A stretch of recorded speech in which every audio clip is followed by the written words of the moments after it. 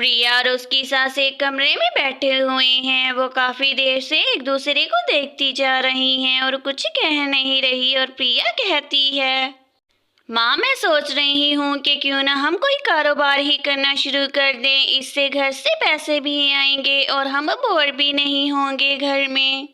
प्रिया तुम्हारा विचार तो बहुत ही अच्छा है। इस तरह हम घर बैठकर काम भी कर लिया करेंगे, मगर मुझे समझ नहीं आ रही कि हम कौन सा काम करें।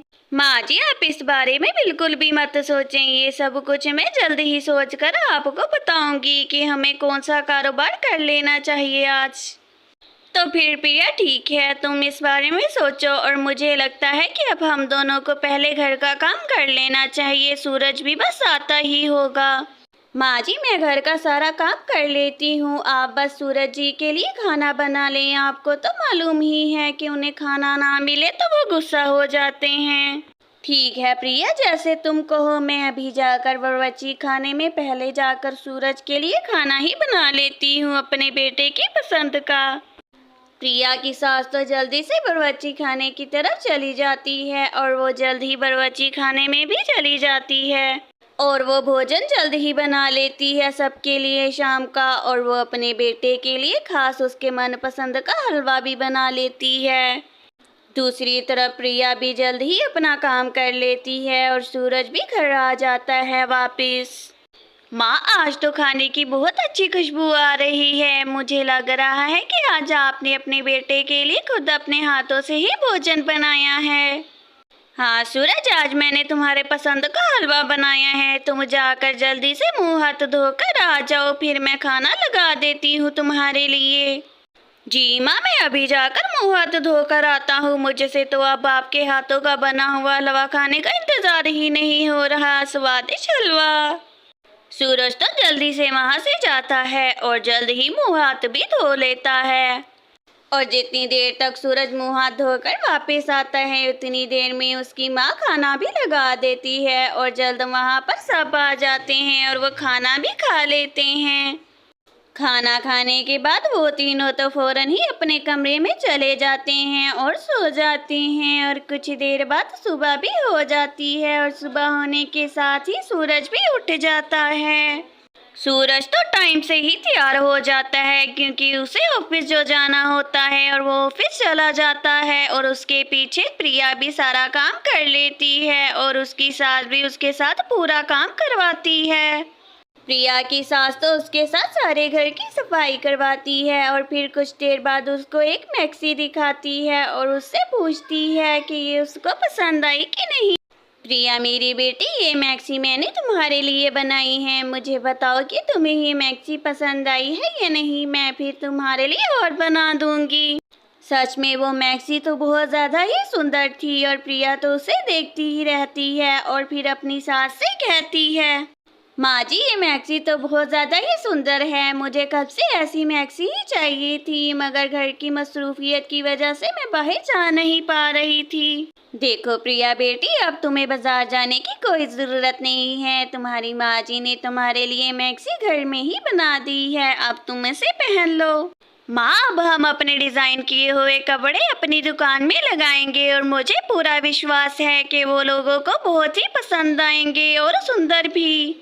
प्रिया बेटी, ये तो तुमने बहुत ही अच्छा आइडिया दिया है। कपड़ों की तो हमारी अपनी दुकान है, हम कपड़े वहाँ से ही लेंगे और बनाएंगे भी। माँ जी अब से मैं आपके साथ ऑनलाइन स्टोर भी चलाया करूँगी और फिजिकल स्टोर भी, और आपके साथ सुंदर सुंदर कपड़े भी सिलाई करूँगी। ठीक है प्रिया, तुम अपना सोशल मीडिया का अकाउंट बना लो उतनी देर, और उतनी देर में जाकर मैं भी सिलाई करने वाले कपड़े निकाल लेती हूँ बेटी। प्रिया की सास तो जाकर जल्द ही सिलाई करने वाले कपड़े निकाल लेती है और इतनी देर में प्रिया भी अपने लैपटॉप पर बैठकर अपना यूट्यूब चैनल खोल लेती है। और प्रिया जैसे ही अपना यूट्यूब चैनल बना लेती है, वो तो जल्दी से अपनी सास के पास चली जाती है और वहां जाकर उसके साथ सुंदर सुंदर कपड़े बनाना शुरू कर देती है। प्रिया और उसकी सास तो देखते देखते ही सुंदर सुंदर ड्रेस तैयार कर लेती हैं और फिर प्रिया उठकर जल्दी से उनकी तस्वीरें ले लेती है।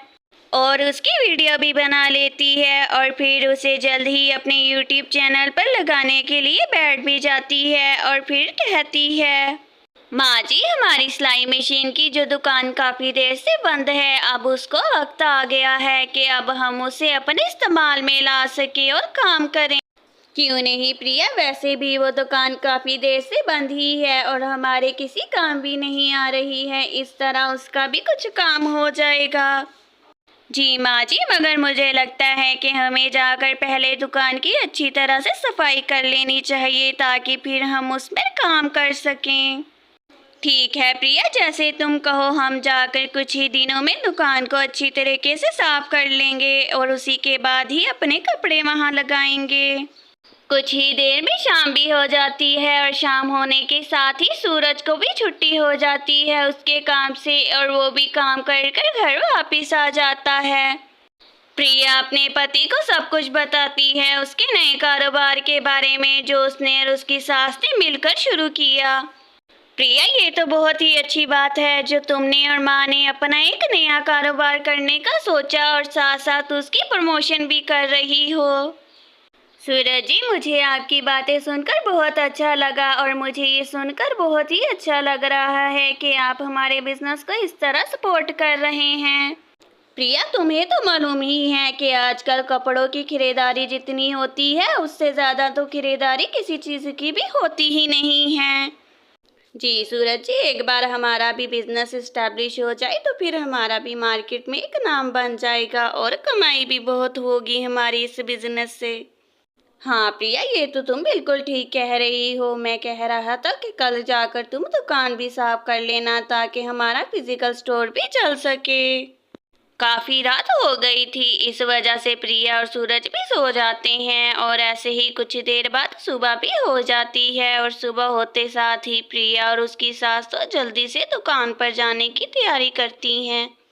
प्रिया और उसकी सास तो जल्द ही दुकान में भी पहुंच जाती हैं और दुकान जाकर वो जल्दी से अपनी दुकान की सफाई करना शुरू कर देती हैं और बहुत जल्द ही वो दोनों तो अपनी दुकान साफ कर देती हैं और उसे बहुत अच्छी तरीके से डेकोरेट भी कर देती हैं और अपने कपड़े भी लगा देती हैं उसमें। पहले दिन तो उन दोनों के पास कोई कस्टमर नहीं आता और उसके बाद प्रिया अपनी दुकान के टेम्पलेट्स बना लेती है और फिर उनको जाकर जल्द ही लोगों में भी तकसीम कर देती है। जैसे ही प्रिया अपने टेम्पलेट्स की प्रमोशन करती है वैसे ही अगले दिन उनके पास कस्टमर्स आ जाते हैं और फिर तो उनके पास बहुत से कस्टमर्स आते हैं और उस दिन तो उनकी स्टोर की बहुत अच्छी कमाई भी होती है। माँ जी, अब तो जो भी कस्टमर मेरी दुकान में भी आता है वो तो सिर्फ आपकी ही तारीफ करता है, आपके कपड़ों के बारे में ही पूछता है मुझसे। ये सब कुछ तो मेरी बेटी की वजह से ही हुआ है जो लोग आज हमें इतना प्यार और इज्जत दे रहे हैं। अगर ये ना होती तो ये कभी मुमकिन ना होता।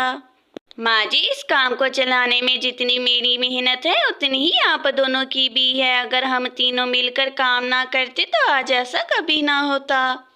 माँ जी, अब हमें मिलकर ही मेहनत करनी होगी और इस तरह ही हमारा बिजनेस आगे बढ़ पाएगा और मेरा मकसद है कि हम अपने बिजनेस को बहुत बढ़ाएं। जी सूरज जी, क्यों नहीं, हम ऐसा ही करेंगे तीनों मिलकर जैसे ही आपने कहा है और अपने बिजनेस को फिजिकल और ऑनलाइन लेकर चलेंगे। प्रिया तो सूरज से ऐसे कहती है और फिर वो तीनों मिलकर अपने बिजनेस को बढ़ाने के लिए बहुत मेहनत करते हैं और ऐसे ही कुछ दिन भी बीत जाते हैं और कुछ अर्सा बीतने के बाद वो अपने बिजनेस को बहुत आगे लेकर जाते हैं। वो तीनों तो बहुत मिलकर मेहनत करते हैं और इस वजह से उनकी दुकान पे तो अब हर वक्त कस्टमर्स आते ही रहते थे और उनका बिजनेस बहुत अच्छे तरीके से चल रहा था। अब तो प्रिया और सूरज ने ऑनलाइन बिजनेस अपना चलाना शुरू कर दिया था हर इलाके में और वो अपनी डिलीवरीज भी पहुंचाते थे हर इलाके में। लोगों को तो उनके डिज़ाइन किए हुए कपड़े बहुत ज़्यादा ही पसंद आते हैं और वो उनकी क्वालिटी से बहुत ज़्यादा ही सेटिस्फाई थे और बहुत ही जल्द वो तीनों तो अपना एक शॉपिंग मॉल भी बना लेते हैं और वो उसका नाम भी सवित्री और प्रिया के नाम से ही रखते हैं। आज तो वो तीनों बहुत ज़्यादा खुश थे क्योंकि उन्होंने अपनी मेहनत से एक शॉपिंग मॉल जो बना लिया था।